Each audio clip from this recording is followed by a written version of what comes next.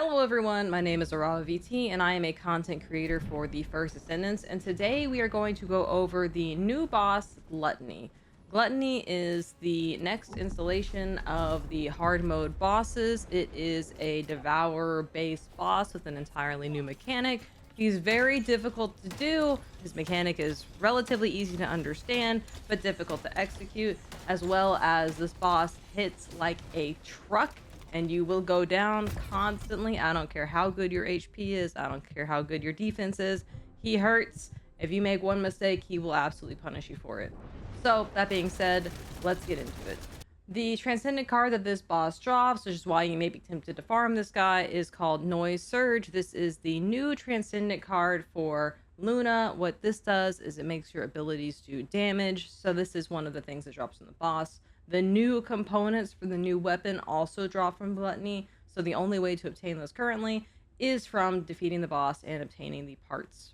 You do not need to beat the new bosses in order to obtain the new Descendants. Their parts can be opened from other hard mode bosses. And Luna Stabilizer Blueprint can be found by the Dead Bride. The Valby Enhanced Cells can be found by the Frostwalker. Valby's Code can be found from Molten Fortress, or Valby's Code can be found from Hard Pyromania, depending on the percentage base you'd like to roll for. Once again, I repeat, you do not have to do the final boss to obtain either of the new Descendants, but you do have to do the final boss in order to obtain the new weapon. Now let's go over Gluttony and his parts. Gluttony is weak to crushing type damage. He has a chill attribute attack. He is very weak to fire, normal to electric, strong to toxic, and very strong to chill. The recommended attribute resistance is 8,400. His breakable parts are his eyepieces, his knee pads, and his chest cover. His mountable parts are either of his shoulders and his core piece. That being said, I will say this boss does an astronomical amount of damage.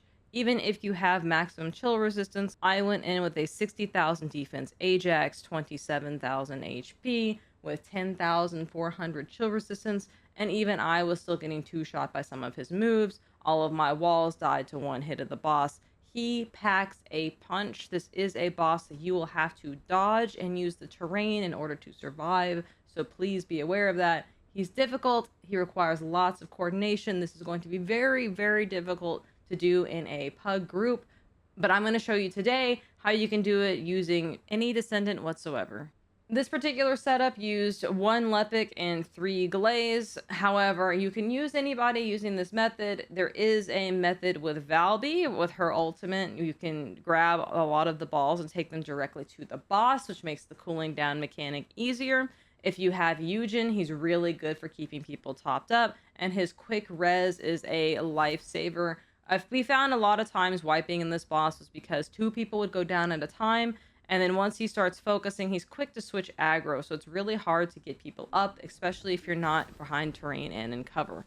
As this fight goes on, you will lose more and more and more of your cover, so it becomes increasingly difficult to avoid the boss's attacks.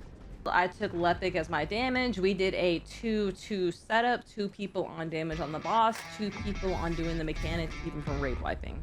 At the beginning of the fight, the boss will do a scan maneuver. What this does is he will summon 3 nodes around the map that begin to emit giant balls of snow. What this does is you will be using these balls of snow to shoot them into the boss to keep his right arm from reaching the max charge and wiping the raid. When these devices land, they will do damage in an AoE area, so you do not want to stand close to them. There's one that spawns right at the base of the stairs, so do be careful for this. If you get hit by the snowballs, they also do massive amounts of damage, and they will chill you, so you don't want to stand directly underneath the device either.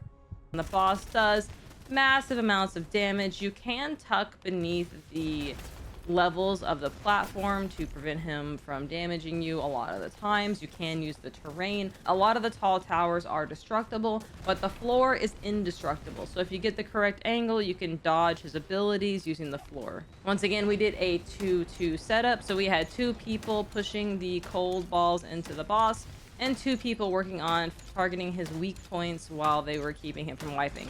One of the hardest things about this boss as well is the ammunition. Every time you shoot one of the balls, it will go a certain distance. It's not based on how much damage your weapon does. It's simply a quantity of bullets. So to do this mechanic, the Python is really good. The Enduring Legacy is really good. Something that shoots a lot of bullets relatively quickly. This will push the balls into the boss faster and keep him from raid wiping. You can see here he's got the purple charge on his right gun. When that charge reaches all the way to the end, he will begin his raid wipe mechanic and you will die. For the first phase of the fight, before he goes into his invulnerable phase, what we do is we target his weak points until they are gold. That way in phase 2, when his raid wipe mechanic charges even faster, we can slow it down, get more damage on the boss, and we can cool him down to keep us from wiping. He's got several moves that are similar to the Devour, but he's also got some Dead Bride mechanics. He has a hand cannon that shoots out of his right hand that throws giant snowballs at you. This is a relatively slow attack. He will do this 2 or 3 times at you. You can roll to dodge out of the way. He will have missiles that come out of his shoulder and semi-track you. This was the hardest move for me to dodge personally. They don't really always go where you think they're going to go, and they pack quite a punch. His third ability is the Dead Bride Laser, but he does it 3 times. He will target and laser one person. This can go through walls. This can go through terrain. It can be very difficult to see, so keep on your toes during the fight for this. He will summon snowballs around a plane on the map, and just like the Devourer, they will do massive damage and potentially one-shot you. To dodge these, they usually jump over them or grapple above them. Once he hits his invulnerable phase, there will become purple balls that will be spitting out of the devices around the map.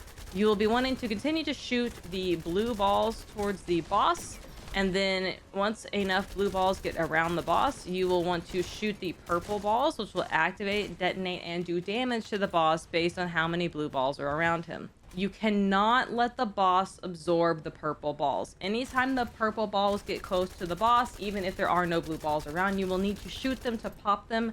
If he absorbs the purple balls, his enrage mechanic will go up really, really fast. Once his invulnerable phase is down, his arm does charge significantly faster. So what we do is we have one person grapple the boss, one person do massive damage, and the other 2 people are still concentrating on cooling him down with the snowballs. When the boss goes on the ground, 2 people are DPSing and 2 people are on snowballs, keeping his raid mechanic under control. Once you've got these mechanics down, it's simply rinse and repeat, and you should be able to down the boss. I hope this guide helped you. He's really fun. I will say this boss was way more enjoyable to fight than the Frostwalker. I enjoyed the mechanic of it. We beat our heads against this for a couple hours. It was a fantastic fight. I enjoy it. Definitely better than the Frostwalker. So have hope, guys. This will be very difficult for not having communications. So I personally recommend get in the Discords, find a group to go with, and try to plug it together. They've removed the Kyle cheese strat, which was Kyle one-shotting the boss. So sorry, guys. I believe that's gone. But it's not too bad. He's pretty fun.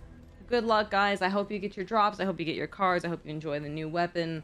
I stream every day on Twitch, so if you guys have any questions on anything, please feel free to stop by my stream. I will be doing a Luna and Ultimate Valby build guide here as soon as I can get them up and ready to go. If you'd like to support me as your content creator, please go to the social tab in the menus, type in my name, AravaVT, hashtag 9304, go down to my creator button, and add me as your creator.